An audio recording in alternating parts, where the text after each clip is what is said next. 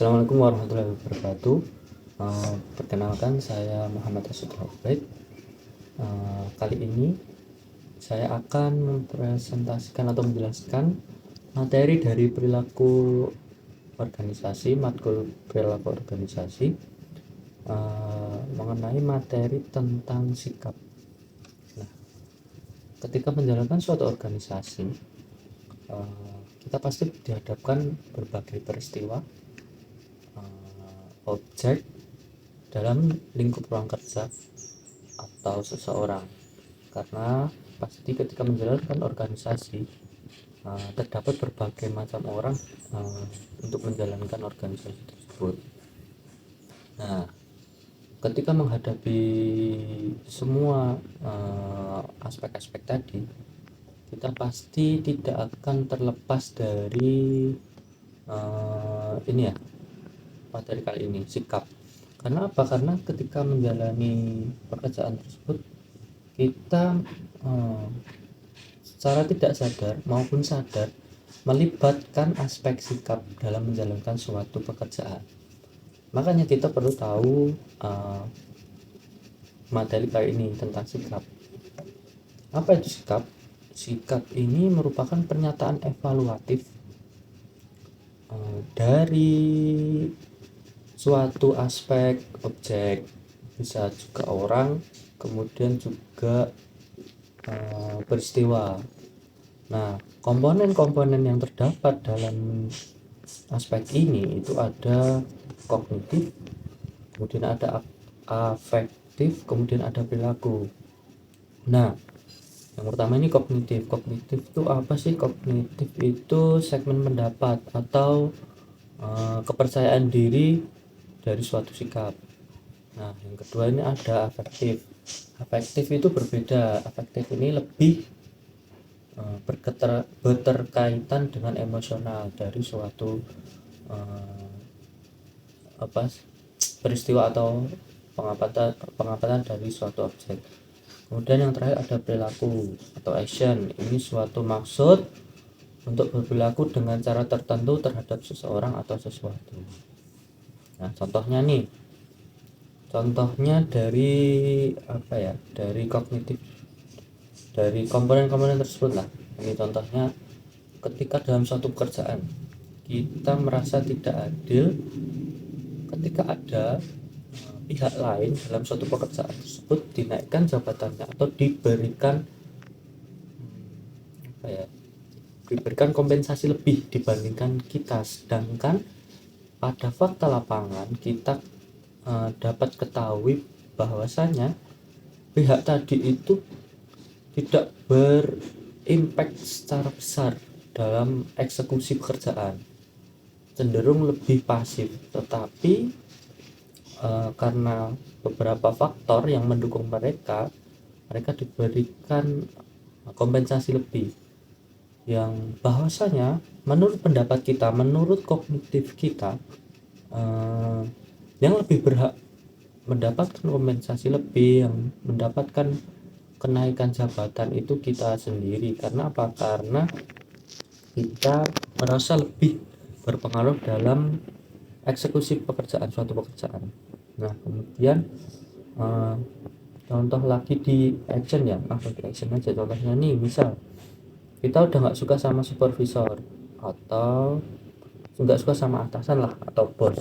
Nah, itu nggak sukanya tuh bisa karena sering dimarahi atau apa, itu aspeknya dari afektif tadi. Nah, action yang kita lakukan adalah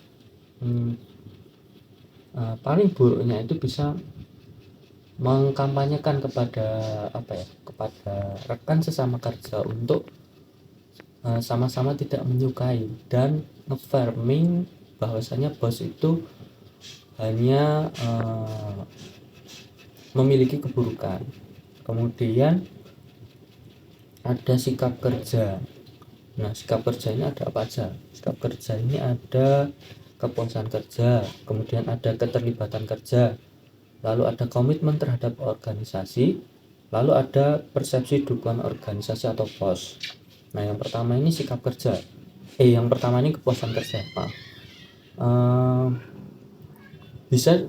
kepuasan kerja ini bisa diraih atau bisa didapatkan ketika dalam suatu konteks pekerjaan seseorang ya, yang menunjukkan perbedaan antara kompensasi atau penghargaan yang diberikan oleh perusahaan uh, berbanding dengan kompensasi yang seseorang itu harapkan. Jadi kesesuaian antara ekspektasi dan realita.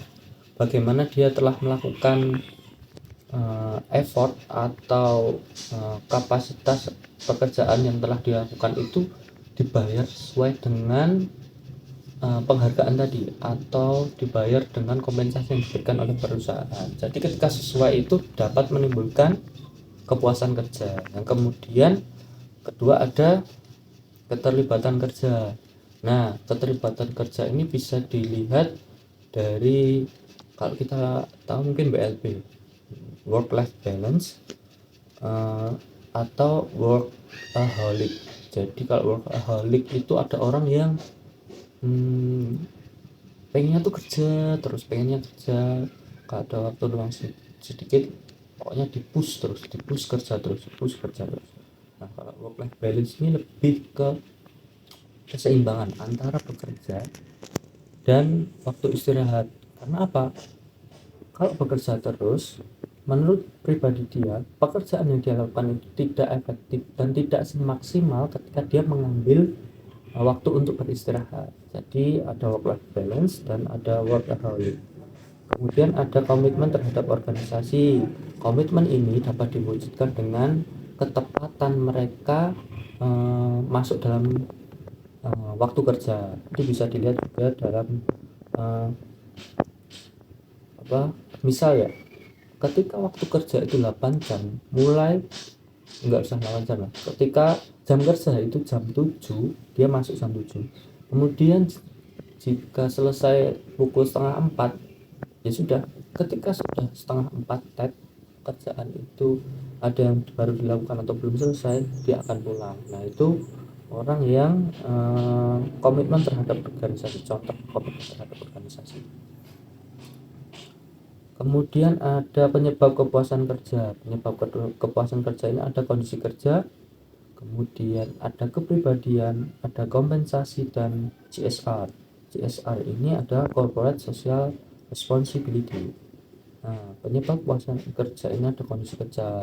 Kondisi kerjanya itu kayak gimana? Di lingkup ruang kerjanya seseorang itu lingkupnya tuh kayak gimana nih kondisi kerjanya? Apakah selalu tegang atau sedikit lebih kasual? Itu dapat menjadi penyebab kerja. Karena apa? Seperti apa ya, contohnya ada suatu organisasi yang dimana ketika mereka menjalani pekerjaan ini tidak memiliki senioritas yang kuat. Jadi mereka fokus pada work atau titik poin dari suatu pekerjaan yang harus dicapai.